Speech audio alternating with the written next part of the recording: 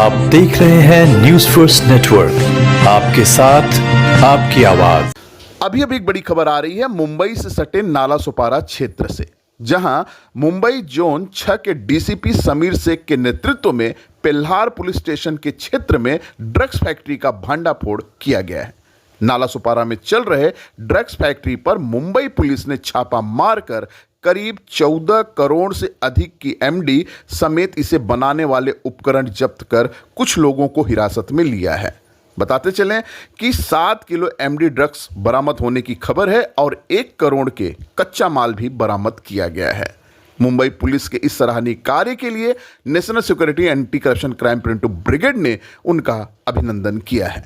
DCP Sameer Shaikh sir की team ने बहुत अच्छी कार्रवाई की है। आइए देखते हैं हमारी ये खास रिपोर्ट।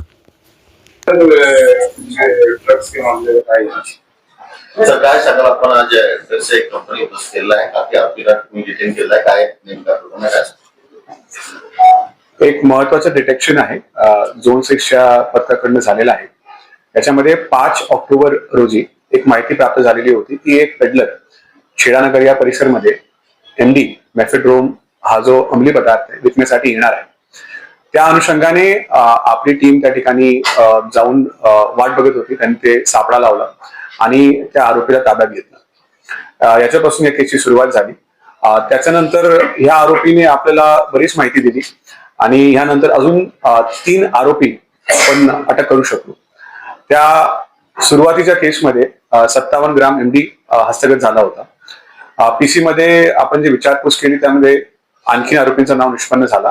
एक महत्त्वाच्या आरोपीचं नाव निष्पन्न झाला जो पनवेल या भागाचा राहणार आहे। त्याला ताब्यात घेतल्यानंतर त्याला अंधेरी भागातून आपण ताब्यात घेतला आणि त्याच्याकडून विचारपूस आपण सुरू केली।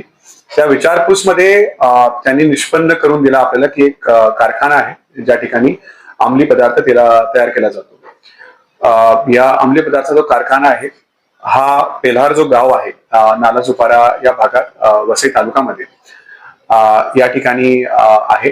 त्या ठिकाणी आपली टीम पोहोचली आणि या आरोपीला त्याच्या माहितीच्या अनुसार या कारखान्याला आपण उघडून सर्व जो पदार्थ ताब्यात घेतलेला आहे त्याच्यामध्ये 6 किलो 675 ग्राम एमडी हस्तगत करण्यात आलेला आहे।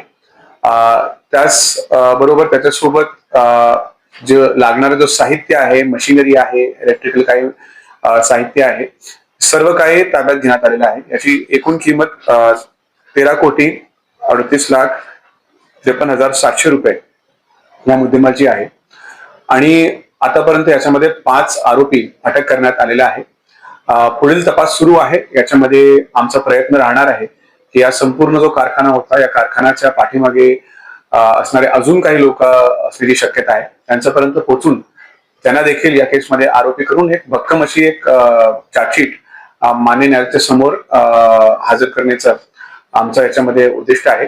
संपूर्ण जी कारवाई आहे याच्यामध्ये मान्य सीपी सर, मान्य जॉईंट सीपी अरविंद सर, मान्य ईस्ट रिजन सर यांच्या मार्गदर्शनाखाली ही कारवाई झालेली आहे आणि आपल्या झोन मध्ये ही जी कारवाई आहे ती अशीच चालू राहणार आहे। सध्या पहिला जे आरोपी होते त्यांचे नेटवर्क कुठे आहेत आणि सध्या कुठे याच्यामध्ये जर आपल्याला आरोपींच्या बाबतीत जर माहिती द्यायची असेल तर एकूण हे 5 आरोपी आहेत।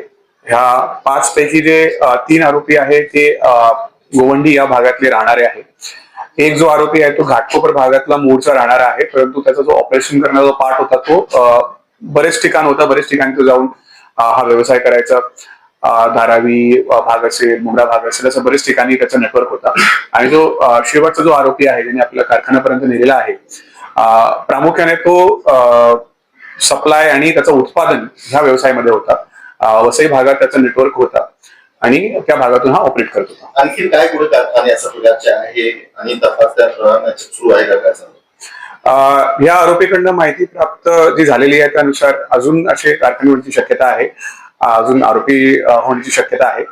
या सगळ्या गोष्टींवर सध्या तपास सुरू आहे आणि आपण शेवटपर्यंत जोपर्यंत आपण पोहोचलो तोपर्यंत हा तपास चालूच राहणार आहे।